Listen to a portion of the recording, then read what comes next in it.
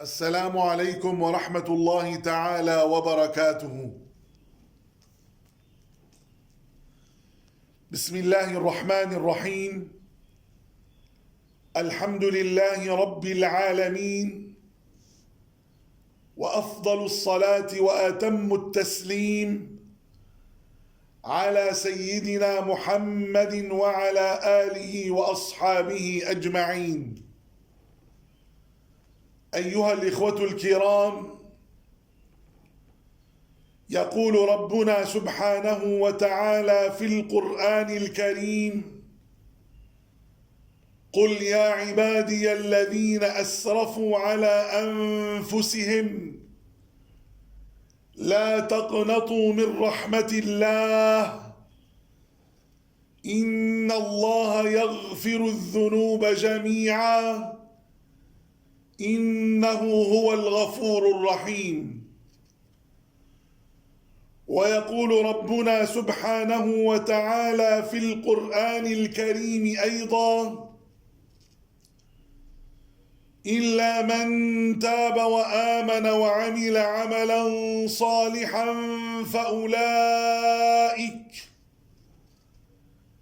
فأولئك يبدل الله سيئاتهم حسنات وكان الله غفورا رحيما.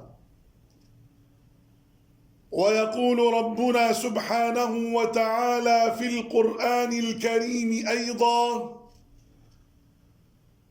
وإني لغفار لمن تاب وآمن وعمل صالحا ثم اهتدى.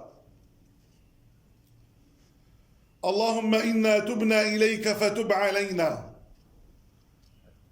اللهم إنا تبنا إليك فتب علينا. اللهم إنا تبنا إليك فتب علينا واستغفرناك من جميع ذنوبنا فاغفر لنا. اللهم اغفر لنا يا غفور، وارحمنا يا رحيم، وتب علينا يا تواب، وأعتق رقابنا من النار برحمتك يا أرحم الراحمين. أيها الإخوة الكرام، أخرج الإمام مسلم رحمه الله تعالى في صحيحه عن أبي موسى عبد الله بن قيس الأشعري رضي الله تعالى عنه عن النبي صلى الله عليه وسلم قال: